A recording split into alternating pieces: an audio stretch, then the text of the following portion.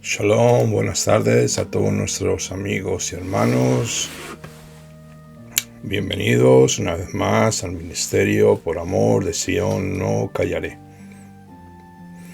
Hoy traemos para ustedes una nueva porción, una nueva parashá del estudio semanal, que es la parashá 42, que es Matot. ¿Qué quiere decir tribus? Esto lo encontramos en el libro de Números, capítulo 30, desde el verso 1 hasta el 32-42. Y también tenemos los profetas, la Haftará, de Jeremías 1:1 hasta el capítulo 2:3. Y vamos a empezar con esta interesante parashá, desde el libro de Números, capítulo 30, verso 1, y dice así la escritura. Habló Moshe a los jefes de las tribus de los Bene Israel, diciendo: Esta es la palabra que el Eterno ha ordenado. Cuando un hombre haga voto al Eterno, o jure imponiéndose una promesa,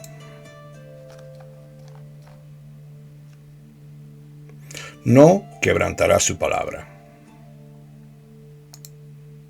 Todo lo que salga de su boca lo cumplirá. En el estudio de esta parashá nos va a remarcar la importancia de cumplir las promesas o votos, que es lo mismo. Una promesa, un voto al Eterno es exactamente lo mismo. Para Adonai, prometer o hacer un voto es de suma importancia, como vamos a ver según vamos desarrollando el estudio. De esta manera dice la Escritura que todo lo que salga de la boca del hombre lo cumplirá. Primeramente, esto nos enseña que un jefe tiene mucha responsabilidad para cumplir sus promesas que el resto del pueblo. Un líder tiene más carga que llevar, porque el Eterno lo ha ungido para ser precisamente esto, cabeza. Porque él representa a Adonai ante su pueblo. Si un jefe no cumple con sus promesas, el pueblo tendrá una imagen distorsionada y equivocada del Eterno, el cual ha puesto como su representante. Esto es algo que tenemos que tener muy claro, que nunca se nos olvide. Aunque Moshe habla a los jefes de las tribus como responsables del pueblo, dándonos una orientación patriarcal, a la cual ha sido llamado el hombre, el varón, esto puede ser también aplicado a la familia sin lugar a dudas. Cuando un padre hace una promesa a sus hijos, la debe cumplir con fidelidad. Al menos los hijos deben ver esa intención del corazón, que es lo que yo siempre digo, y el amor a la fidelidad con la cual debe ser realizada esta promesa o este voto, ya que el hombre la promulgó por su boca para que los hijos conozcan la fidelidad de Adonai a través del ejemplo de los papás. La imagen que los padres proyectan sobre sus hijos es que los hijos aplican sobre el Eterno. Los hijos piensan que el Eterno es como sus padres. Por esto es muy importante que los padres cumplan sus promesas a sus hijos y no cambien su palabra. Este texto también implica que un hombre es responsable para cumplir su palabra ante las autoridades y que, en ciertos momentos, las autoridades tienen la posibilidad de anular las promesas que hayan sido hechas por los israelitas. Vamos a ver la palabra hebrea que ha sido traducida como voto. La palabra hebrea es neder, que significa promesa o voto, el cual es algo prometido, y tiene que ver con una restricción sobre un objeto. Por ejemplo, de dar cierto objeto o animal en ofrenda, también se puede crear un voto, no bebiendo vino, no comiendo cierto tipo de alimento. Hay muchas formas votivas. La palabra hebrea que ha sido traducida como juramento es shevuah y tiene que ver con una restricción de la persona de no hacer cierta actividad permitida. Vamos a ver un ejemplo. Por ejemplo, no dormir una noche. Como este texto viene después de las leyes sobre los sacrificios, se interpreta que la persona hace una promesa de sacrificio, la cual está obligada a cumplirla en la siguiente festividad señalada, cuando visite el templo. El que promete sacrificar un animal específico señalado, diciendo por ejemplo, este mismo animal lo voy a sacrificar a Hashem, hace un neder, un voto, como hemos dicho antes. Pero el que promete hacer un tipo de sacrificio con cualquier animal, diciendo por ejemplo, voy a hacer una ofrenda de ascensión, hace shevuah. Los sabios de nuestro pueblo Israel nos mencionan 3 momentos recomendables para hacer promesas. Vamos a leerlos para que ustedes puedan entenderlo. Primeramente, cuando uno tiene hábitos pecaminosos y desea arrepentirse de ellos, haciendo una promesa. Por ejemplo, como he dicho antes, el glotón puede prometer no comer carne durante un tiempo. Esto es un voto. Un bebedor puede prometer no beber bebidas alcohólicas. Esto también es otra forma de voto. Y un codicioso puede rehusar regalos. También, si hay una oportunidad para cumplir una misvá, un mandamiento, uno puede declarar bajo juramento cumplirla para no perder la oportunidad. Cuando nuestro padre Jacob hizo una promesa, cuando estaban en apuros, así el que está en aflicción podrá hacer promesas. Estas son las 3 o los 3 momentos recomendables para hacer un voto, una promesa a Elohim. Lo de nuestro padre Jacob lo encontramos en Génesis 28:22 y también en el 31:13. Cuando tomamos como escritura de referencia donde verificar esto, en Devarim 23, del 21 al 23, dice así: cuando hagas un voto a Adonai tu Elohim, no tardarás en pagarlo, porque Adonai tu Elohim ciertamente te lo reclamará, y será pecado en ti. Sin embargo, si te abstienes de hacer un voto, no sería pecado en ti. Lo que salga de tus labios cuidarás de cumplirlo tal como voluntariamente has hecho voto a Hashem, tu Elohim, lo cual has prometido con tu boca. Creo que esta escritura nos simplifica, remarca y ordena este concepto votivo, el cual sí o sí se debe realizar, si no te es contado como pecado. Mucho mejor sería no pronunciarlo, no pronunciar un voto y abstenerse de ello. Vamos a ver un ejemplo maravilloso donde la madre de Samuel, siendo estéril, hizo un voto para que le diera un hijo, siendo éste entregado al sacerdocio, siendo un nazir, un nazareo. Y en la escritura que nos apoyamos en 1 de Samuel capítulo 1, verso 11, y dice así la escritura: E hizo voto y dijo: Oh Adonai de los ejércitos, si tú te dignas, mira la aflicción de tu sierva, te acuerdas de mí y no te olvidas de tu sierva, sino que das un hijo a tu sierva, yo lo dedicaré a Adonai por todos los días de su vida y nunca pasará navaja sobre su cabeza. Aquí tenemos a la mamá de Samuel, que era estéril y llorando clama al Eterno y hace este voto, dedicando a Samuel al sacerdocio para que también fuera un nazareo. Adonai toma en cuenta estas palabras, mucho más de lo que nosotros nos creemos. Es mejor que no hagas votos, dice la escritura, a que hagas votos y no lo cumplas. Tenemos que honrar las palabras que salen de nuestras bocas. Así el Eterno honra su palabra, y su palabra es emet, fiel y verdadera. Tal como está escrito en el Salmo 138:2, dice así la escritura: Me postraré hacia tu santo templo y daré gracias a tu nombre por tu misericordia y tu fidelidad, porque has engrandecido tu palabra conforme a todo tu nombre. El Eterno se ha atado a sí mismo con la palabra que salió de su boca. Él no puede retroceder.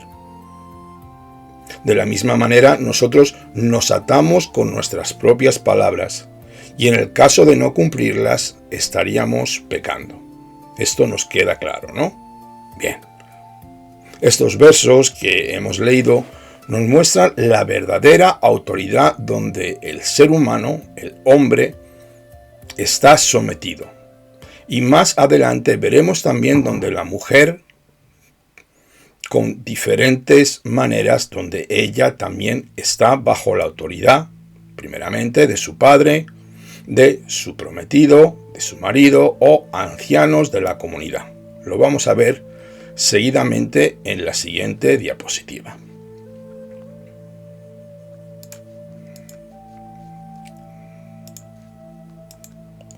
Aquí tenemos la diapositiva con los principios de autoridad y subordinación en el pueblo de Israel. Primeramente, en el capítulo del 30 del 1 al 2, como hemos leído, un varón está bajo la autoridad de los jefes tribales. Una mujer adolescente está bajo la autoridad de su padre. Capítulo 30 del 3 al 5. Una mujer adulta soltera no está bajo la autoridad de su padre para la anulación de sus promesas. Capítulo 30 del 3 al 5 también. Una mujer desposada está bajo la autoridad de su futuro esposo. Capítulo 30 del 6 al 8. Y una mujer viuda o divorciada no tiene una autoridad inmediata sobre sí, la cual pueda anular los votos. Sin embargo, está bajo la autoridad de los jefes al igual que los varones. Capítulo 30, al verso 9. Una mujer casada está bajo la autoridad de su marido.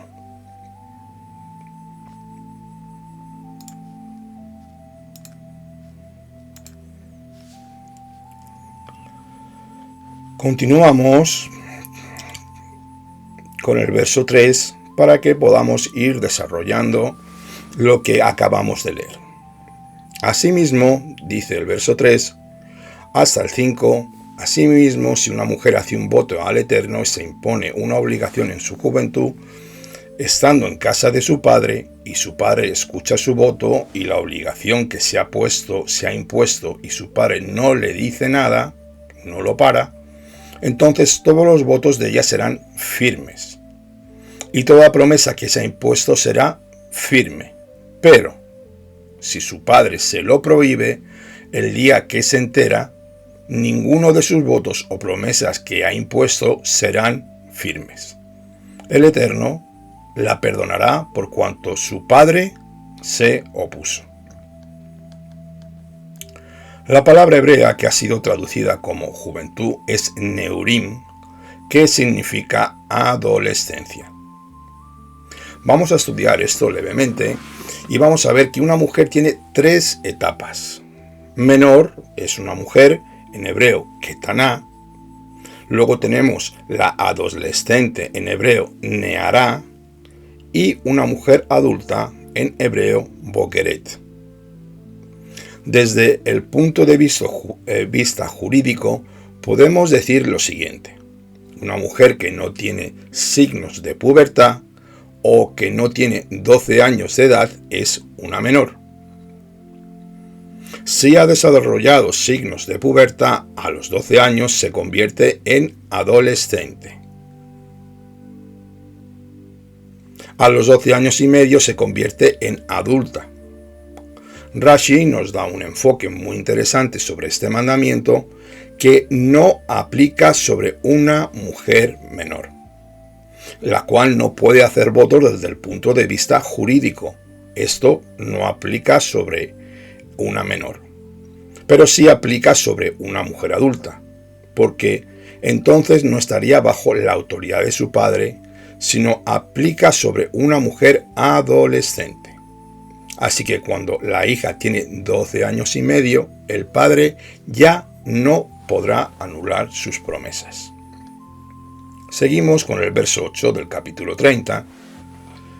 Pero si el día en que su marido la oye se lo prohíbe, entonces anulará el voto bajo el cual ella está y la declaración imprudente de sus labios con que se ha comprometido.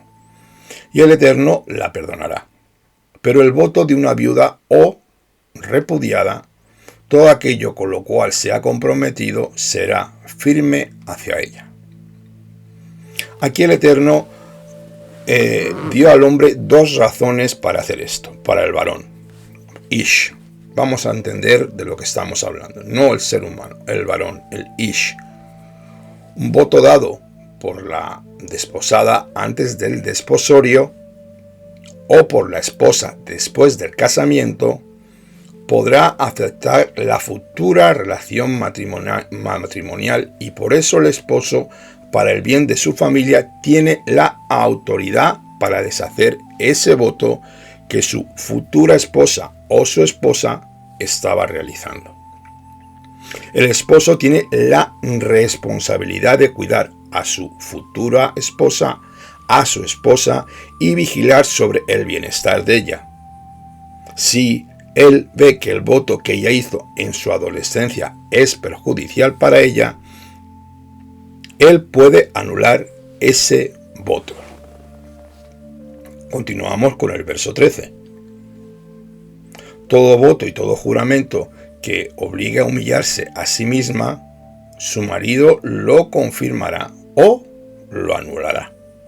Pero si su marido de día en día calla ante ello, entonces ha confirmado todos sus votos y todas las obligaciones que están sobre ella.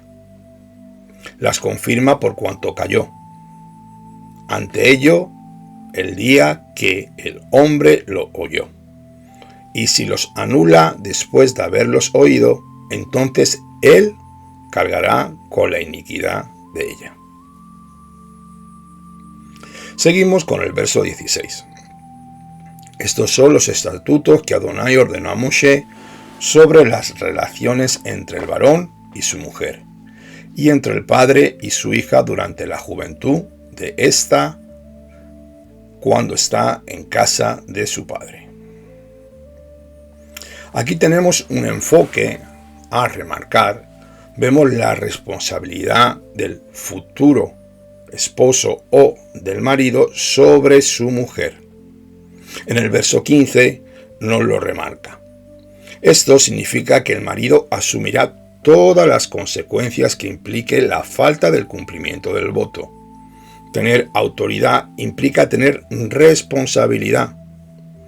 Como debemos recordar a muchos hermanos, no hay autoridad sin responsabilidad, como muchos nos quieren hacer creer. Todos los hombres somos responsables de nuestra familia como Rosh Mishpacha, como cabeza de la familia.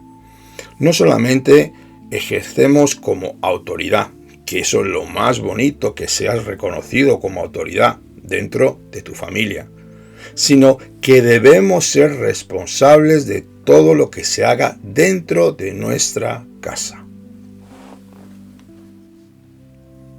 Espero que esto te haya quedado claro, papá. Al hombre le ha sido dada esa autoridad con responsabilidad. Vámonos al capítulo 31 y al verso 1 que nos dice así.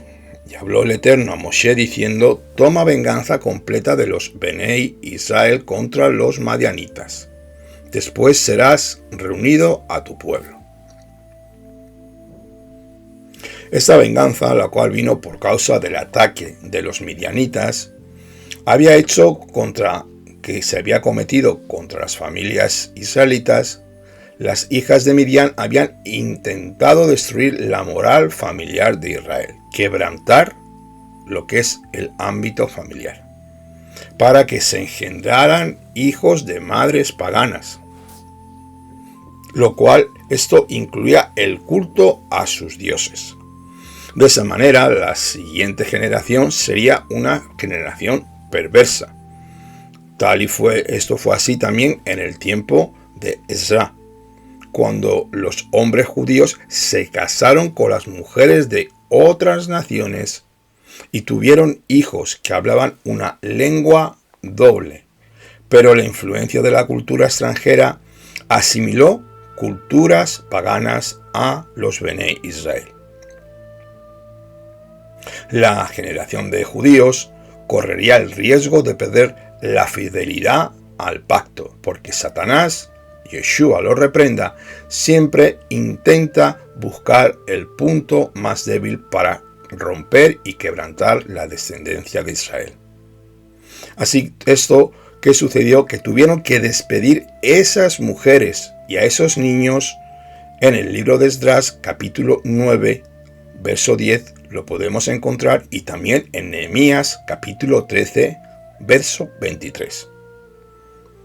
El caso de la esposa madianita de Moshe, Sípora, fue diferente porque ella había hecho la conversión. Estas mujeres de Midian y de Moab no tenían ningún interés en asumir la fe de Israel, ni mucho menos. Solamente querían contaminar y destruir a el pueblo de Israel, destruyendo la fe de Israel, dando paso al culto de los dioses paganos. Por eso el Eterno emite esta venganza. Leemos el verso 3.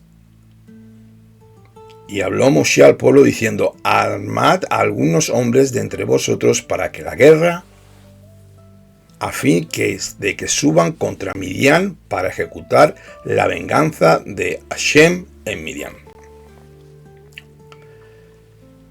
Hemos leído muchas veces que si la venganza es solo de Adonai, ¿cómo puede Israel vengarse de Midian? El Eterno delega a Israel la autoridad para ejecutar su venganza. Israel no tiene el derecho de hacerlo por sí mismo, sino solo por una orden divina. Como está escrito, toma venganza. Lo acabamos de leer. El hombre no tiene derecho de vengarse por sí mismo. Tienes el derecho de defenderte, ojo, pero no de vengarte, tú te puedes defender si alguien viene a agredir a tu familia, a tu persona, en tu negocio o tu integridad. Pero no tienes el derecho de venganza. Solo las autoridades que son puestas por Adonai tienen el derecho de ejecutar su venganza, la venganza de Adonai. Si has sido tratado con injusticia, debes dejar y dar paso para que el Eterno juzgue directamente y tome su venganza, o que las autoridades que están por encima nuestras juzguen al que ha puesto. Tenemos un ejemplo donde Rabbi Shaul, en el libro de Romanos capítulo 13, del 1 al 6, nos dice así. Lo leo para ti. Sométase toda persona a las autoridades que gobiernan, porque no hay autoridad sino de Dios.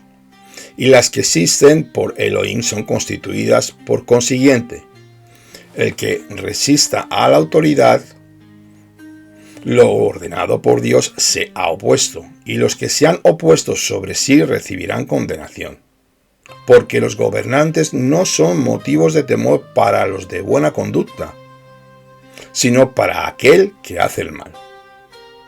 ¿Deseas, pues, no temer a la autoridad? Haz lo bueno y tendrás elogios de ella, pues es para ti un ministro de Elohim para tu bien.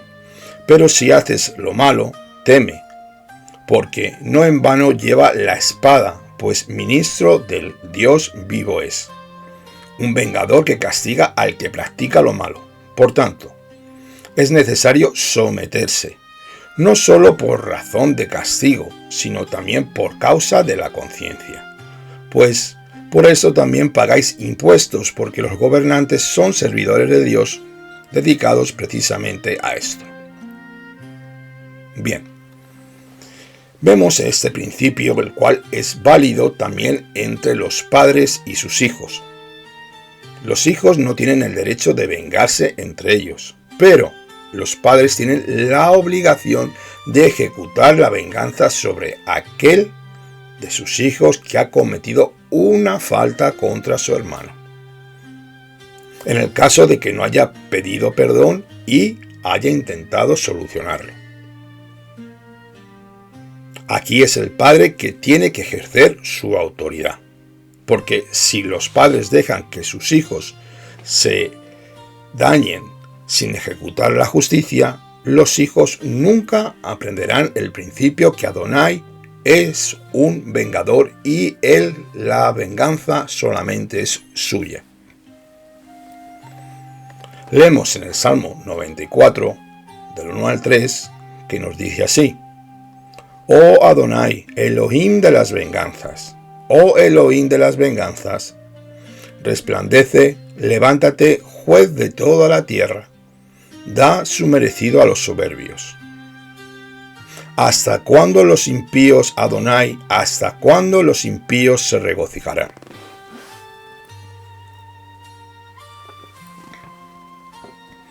Esto es una interesante reflexión, porque nosotros muchas veces, en nuestra rapidez de querer que la venganza de Adonai se ejecute, perdemos y nos consumimos en nuestro tiempo.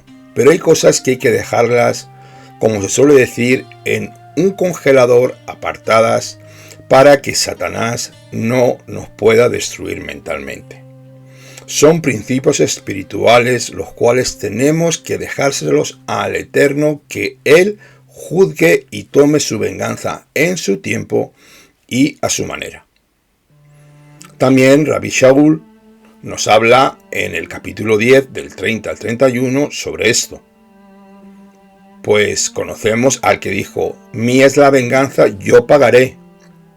Y otra vez, el Señor juzgará a su pueblo. Horrenda cosa es caer en las manos del Elohim vivo.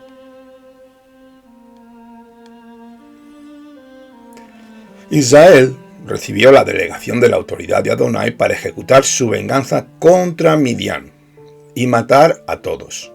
Yeshua HaMashiach ha recibido de Abba la autoridad sobre todos los hombres de la tierra, tal y como está escrito en el libro de Mateo, 28-18. Lo leo para ti. Y acercándose Yeshua les habló diciendo: toda autoridad me ha sido dada, tanto en el cielo como en la tierra. Por esto, Él tiene el derecho y la responsabilidad de ejecutar la venganza de Abba sobre todos los hombres que no le obedecen. Así nos lo dice Revelación 19, del 11 al 16. Leemos la Escritura y nos dice así: y vi el cielo abierto, y aquí un caballo blanco, el que lo montaba se llamaba Fiel y Verdadero, y con justicia juzga y hace la guerra. Sus ojos son una llama de fuego, y sobre su cabeza hay muchas diademas. Y tiene un nombre escrito que nadie conoce sino él. Y está vestido de un manto empapado en sangre, y su nombre es Dabar Elohim, el Verbo de Dios. Y los ejércitos que están en los cielos, vestidos de lino fino, blanco y limpio, le seguían sobre caballos blancos. De su boca sale una espada afilada para herir con ella a las naciones, y las regirá con vara de hierro, y él pisa el lagar del vino del furor de la ira de Elohim, Akadosh Baruj Hu, Todopoderoso. Y en su manto y en su muslo tiene un nombre escrito: Rey de Reyes y Señor de Señores. Esto también nos enseña, nos muestra que Adonai usa al pueblo físico de Israel como embajador de su ira a todos aquellos hombres que no lo obedecen.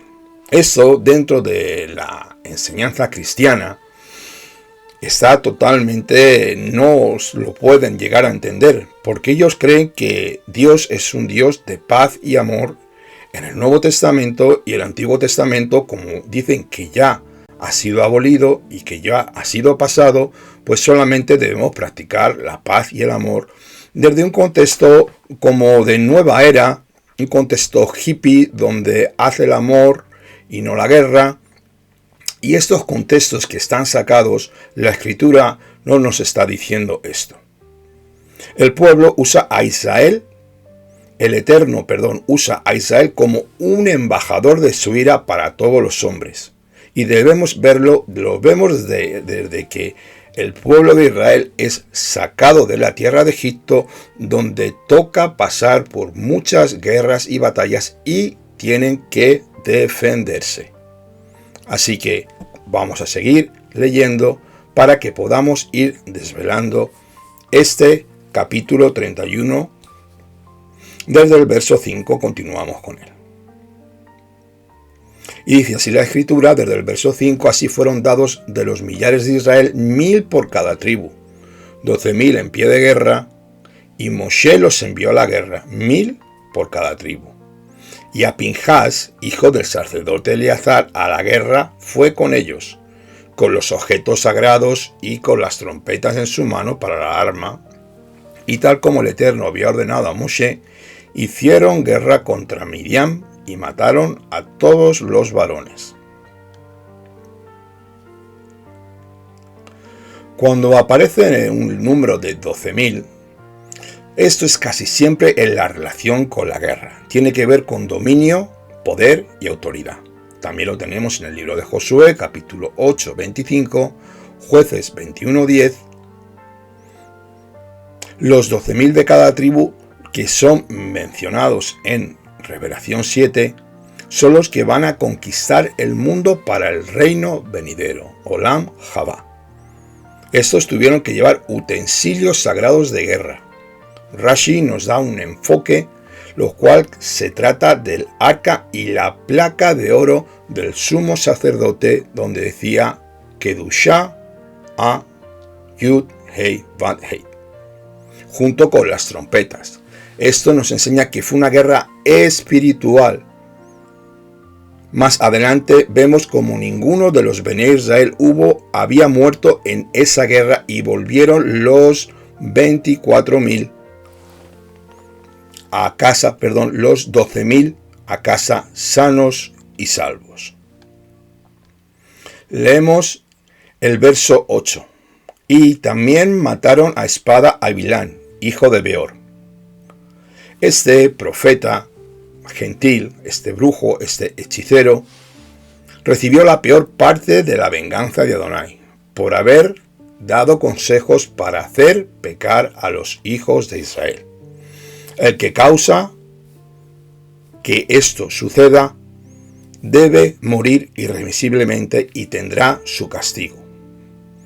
Pinhas lo traspasó, lo mató por todos los pecados que cometieron los hijos de Israel, el cual este falso profeta Bilam, enviando a las mujeres, maquinando y cómo debía hacer, este brujo, este profeta hechicero, de alguna manera, como no podía maldecir a Israel, sencillamente envió a las mujeres para que Israel fornicaran, habiendo gran mortandad en el campamento. Y Pinhas, dice el Midrash, que Pinhas lo mató por la suma grandísima de todos sus pecados. Seguimos leyendo el verso 15. Y les dijo Moshe: pero habéis dejado con vida a todas las hembras. Mirad, ellas son quienes por consejo de Bilam indujeron a los hijos de Israel a apostatar de Adonai en lo tocante a Peor. Recordamos Valpeor, lo que hacía Israel y estos pueblos paganos delante de él, por lo que hubo plaga en la congregación de Adonai. Israel cayó en la idolatría y en la fornicación con estas mujeres. La pregunta es: ¿por qué dice Moshe que las mujeres de Midian habían causado la fornicación en Israel cuando en el capítulo 25:1 solamente se mencionan a las mujeres moabitas? En realidad eran tanto las mujeres moabitas como las madianitas que lo habían hecho. Seguimos con el verso 19 y dice así: y vosotros acampad fuera del campamento por 7 días. Todo el que haya matado a una persona y todo el que haya tocado a muerto, purificaos, vosotros y vuestros cautivos al 3º y al 7º día. Aquí Rashi nos da también otro enfoque, otra explicación, diciéndonos que esto significa que no podían entrar en el atrio del tabernáculo, en el Mishkan, durante 7 días. Tanto los Bene Israel como los cautivos tuvieron que pasar por el proceso de purificación con el agua purificadora de la vaca alazana, la cual se rociaba. Recordamos esto, ¿no? En el capítulo 19. Seguimos leyendo el verso 20 y dice: y purificaréis todo vestido, todo artículo de cuero y toda obra de cabra y todo objeto de madera.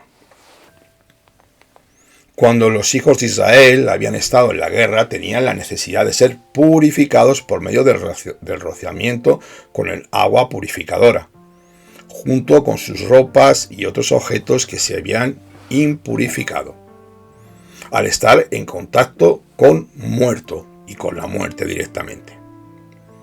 El cadáver humano es la fuente principal de la impureza ritual. Por esto era tan importante que las personas y los utensilios de todo contacto con la muerte pasaran este proceso de purificación por causa de la presencia del Eterno en el Mishkan.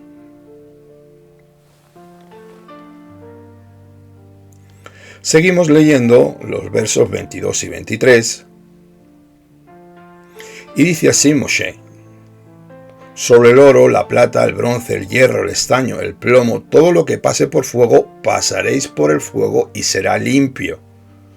Pero será purificado con el agua para la impureza.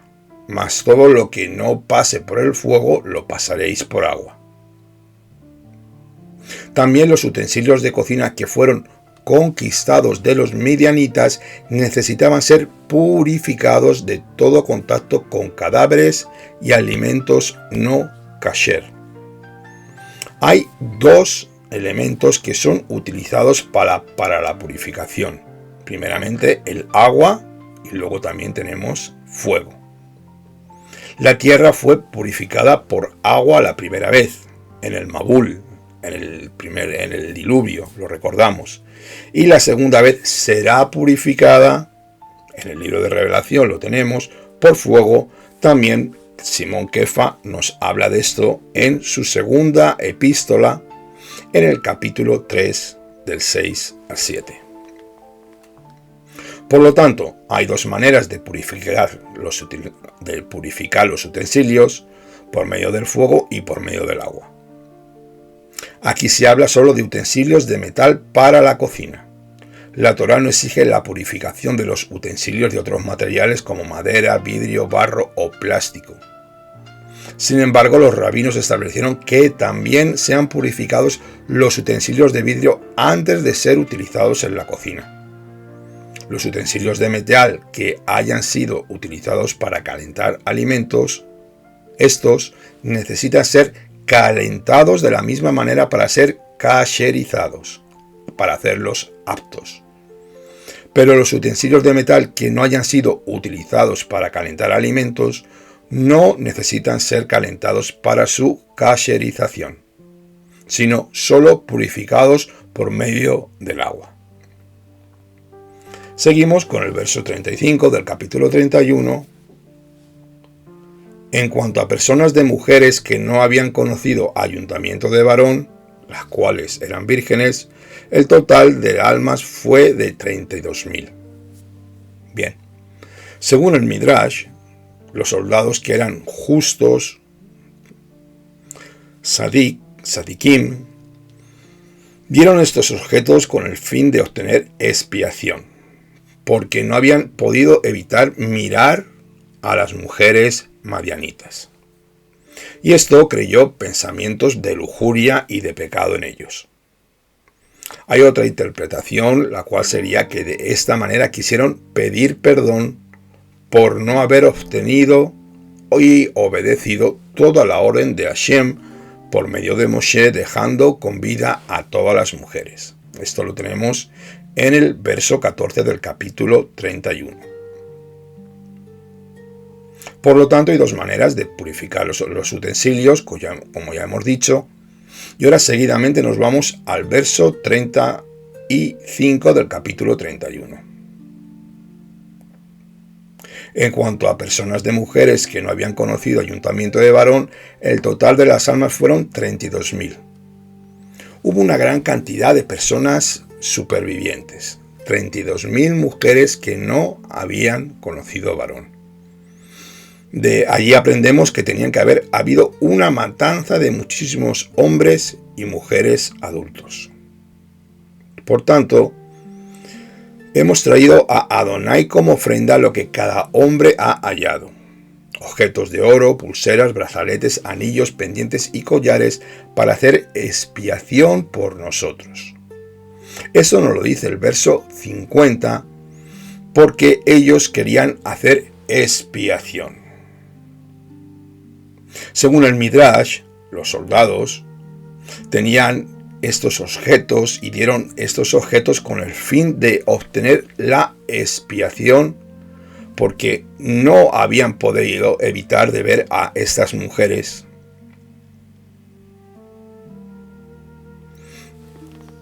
Así que continuamos ahora con el verso 51 del capítulo 31, pero lo que no entendemos es por qué habían dejado con vida a todas estas mujeres.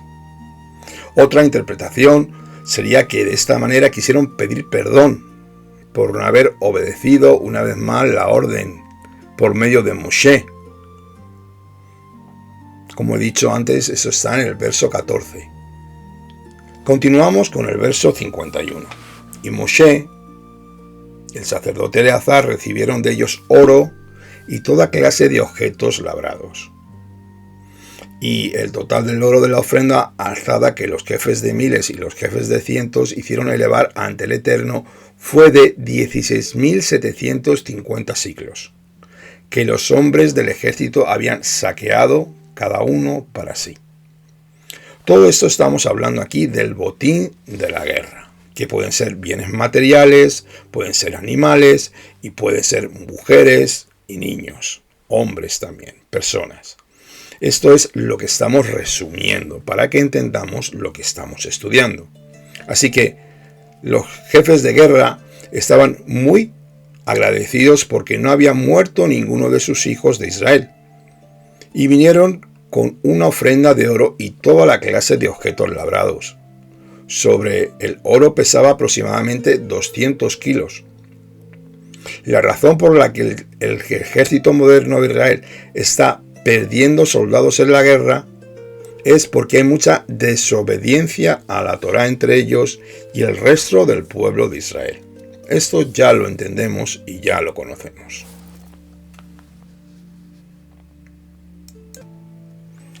Tenemos que entender que el nivel alto de moral y pureza ritual que tenían los soldados de Israel en el tiempo de Moshe y Yehoshua les dio una protección especial en tiempos de guerra.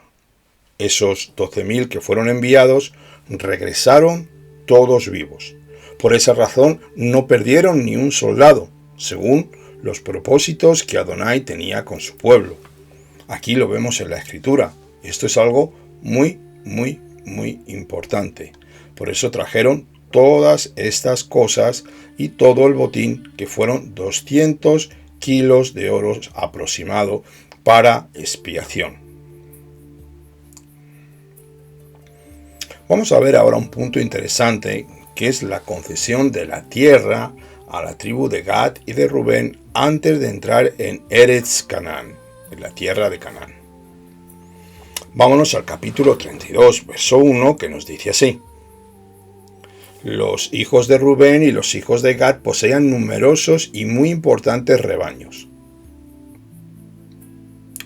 Y vieron que la tierra de Jatzer y la tierra de Galad era un lugar apropiado para el ganado, y los hijos de Gad y los de Rubén fueron y hablaron a Moshe, al sacerdote Eleazar y a los ancianos del pueblo, diciendo: Atarot, Dibón, Gaser, Ninra, Esbón, Elalé, Sebán, Nebeo y Beón, la tierra que el Eterno azotó en presencia de la asamblea de Israel, es tierra de ganado, y tus siervos tienen ganado.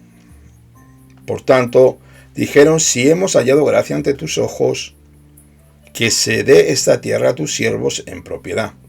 No nos hagas pasar el Jordán. Los hijos de Gad y de Rubén dijeron que tenían mucho ganado, pero no mencionan en ningún momento a sus niños, a sus hijos. En el versículo 16 vemos que el ganado es mencionado antes que los hijos. Parece ser que los niños no fueron tan apreciados por los hijos de Gad y los de Rubén. Ambas tribus habían menguado durante los 38 años que estuvieron en el desierto. Estos estaban más interesados en sus negocios que en su familia. Y aquí tenemos un eterno problema que sigue sucediendo hasta el día de hoy para el varón. El varón, en vez de preocuparse por su familia, se preocupa mucho más por su vida laboral que por sus propios hijos. Desde mi punto de vista, la actitud de Rubén en cuanto a los hijos que tenía es algo lamentable, porque no los valoraba más a su ganado que a su familia. El valor de una persona supera el valor de cualquier tipo de negocio, de cualquier bien material. Son tu propia sangre, amado hermano. Una sociedad donde la carrera y el empleo preceden a la educación de los hijos son los tiempos en los cuales hoy estamos viviendo. Y sí, podríamos decir que estamos viviendo en una sociedad enferma, destinada a la corrupción y a caer cada vez más y más en pecado. O sea, a hundirse completamente.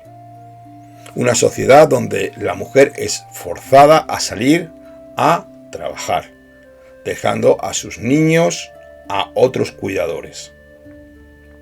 Esto es una sociedad que produce criminales, perdiendo los valores bíblicos que el Eterno ordenó desde un principio. Esto es una realidad que vemos día a día, y mucho más en el mundo occidental, tratando de tener mejores trabajos y mucho más dinero y el coche más grande y un apartamento y las vacaciones en Punta Cana y todas estas cosas que al ser humano nos ha desenfocado, perdiendo los valores que Adonai dio para la familia. La educación de nuestros hijos es primordial, porque lo que tú le enseñes a tu hijo, así tu hijo crecerá. También donde una sociedad, donde las mujeres eligen el aborto antes que perder su puesto de trabajo. Hay mujeres ejecutivas, mujeres con grandes puestos que no quieren tomar responsabilidad, no quieren tener hijos para no perder su puesto de trabajo y toman esta opción de abortar. Ni ellas mismas saben lo que están haciendo con su vida. Quieren ser altas ejecutivas, altas personas donde pueden ser reconocidas y las pueden ovacionar delante de mucha gente, clamarle y tirarle flores, pero su marido y sus hijos, si los tiene, están quedando atrás. Esto es una sociedad que no entiende los principios de la prosperidad del reino de los cielos. Esta es una sociedad donde asesinan a una persona para que te puedan robar un puñado de monedas. Estamos al punto del colapso. Esto nunca lo debemos de olvidar. En Oseas 6:8 nos dice así: Gilad es ciudad de malhechores, con huellas de sangre. Esta tiene que ser una interesante reflexión para todos nosotros. Continuamos con lo que estaba sucediendo con las tribus de Gad y de Rubén, donde nos dice que la zona al oriente del Jordán, donde se establecieron las 2 tribus y media, era muy conflictiva, donde la vida humana sufría una devaluación considerable. Por eso, necesitaban 3 ciudades de refugio para 2 tribus y media, en contraste con las 3 ciudades de refugio por las 9 tribus y media del otro lado del Jordán. Esto nos enseña que la violencia y el bajo valor del ser humano dominaban el área de las 2 tribus y media. Este área fue la que más sufrió en las guerras contra los enemigos de Israel, y los que vivían allí fueron los primeros en ser llevados al cautiverio por los asirios y los demás pueblos. Esto es algo que tiene que hacernos reflexionar.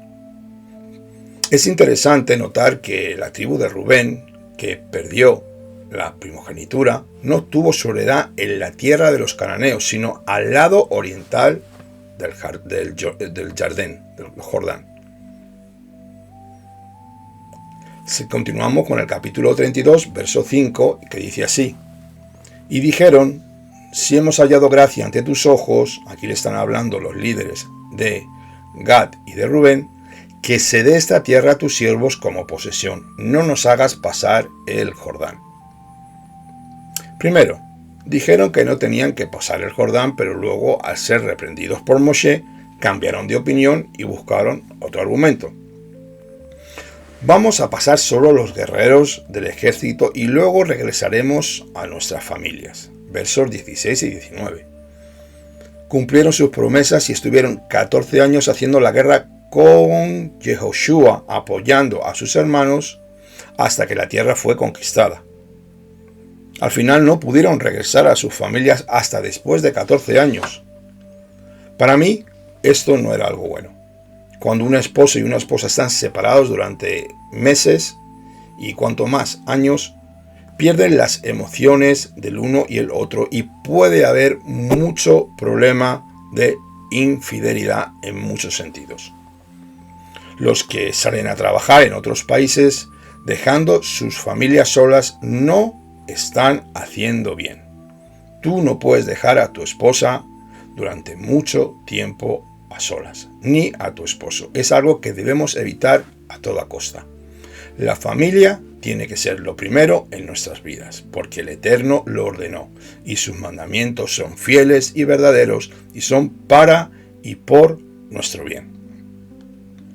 Seguimos con el verso 25 y 26 del capítulo 32, y dice así: los hijos de Gad y los hijos de Rubén hablaron a Moshe diciendo: tus siervos harán tal como mi Señor ordena.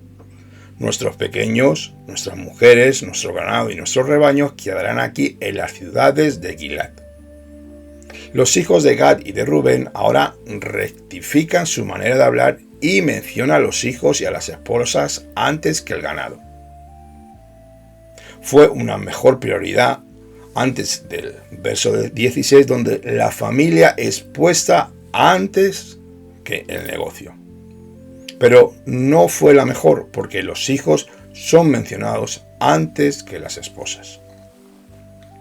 El verso 33 nos dice así: y Moshe dio a los hijos de Gad y a los hijos de Rubén, a la media tribu de Menashe, hijo de Yosef, el reino de Sihón de los amorreos, y el reino de Og, rey de Basán, la tierra con sus ciudades, sus territorios y las ciudades de la tierra circunvecina.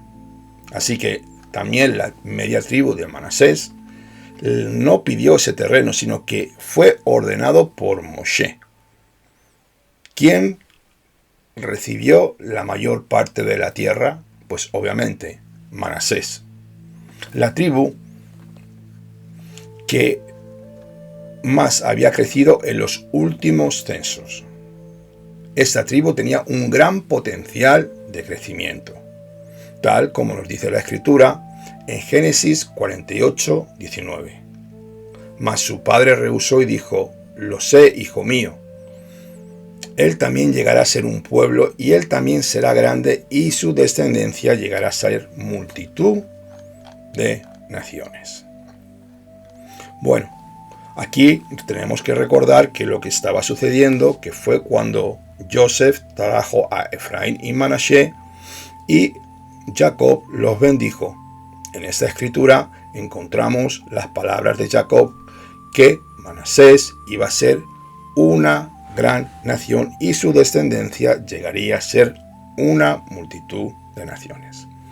Y amados míos, con estos versículos ya hemos terminado nuestro estudio. Ahora sí, quiero darles gracias por su tiempo. Si te ha gustado este estudio, por favor, dale al like, suscríbete a nuestro canal.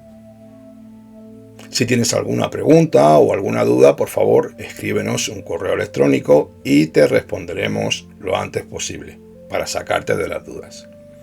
Vamos a hacer una oración para entrar y dar gracias al Eterno por poder compartir la palabra delante de todos ustedes. Si quieres acompañarme, como siempre, eres bienvenido, amado hermano, amada hermana. Bendito eres tú, Señor Dios Todopoderoso, Dios de Abraham, de Isaac y de Jacob. Bendito sea tu glorioso nombre, que tú nos has hecho, Señor, parte de tu pueblo. Dándonos, Señor, tu Torah, Señor, nos has injertado en el olivo natural, Señor, mostrándonos, Señor, la verdad, Señor, de tu reino por medio de nuestro amado Yeshua HaMashiach, aquel que nos amó primero y que dio su vida por todos nosotros. Yo te quiero dar gracias, Señor, por este tiempo y por todos mis hermanos que van a oír esta parashá, este estudio, Señor. Yo te pido que tú toques su espíritu, que abras el entendimiento y que te muestres en su vida, Señor, para que tu nombre sea glorificado, para que tu nombre Yud Hei Vahei, por medio de tu Hijo Yeshua, pueda llegar a millones y a millones y a millones de personas, Señor, para que tu nombre sea glorificado en toda la tierra y muchos reciban la salvación, porque tú no quieres que ningún hombre se pierda, sino que todos seamos salvos mediante el sacrificio de tu Hijo Yeshua HaMashiach.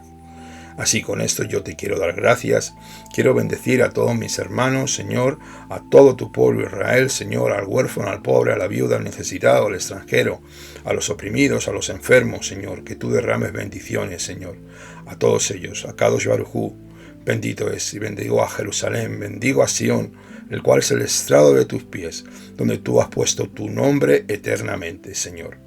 Bendito seas tú, Adón Yeshua, bendito seas tú, Akadosh Baruj Hu, que tu nombre es santo, y tú has puesto tu nombre en Jerusalén. Jerusalén, Jerusalén, si yo te olvidare, que mi mano diestra se secare y que mi lengua se pegue a mi paladar.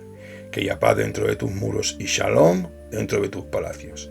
Por amor a mis amigos y a mis hermanos diré yo, sea la paz dentro de ti, Jerusalén.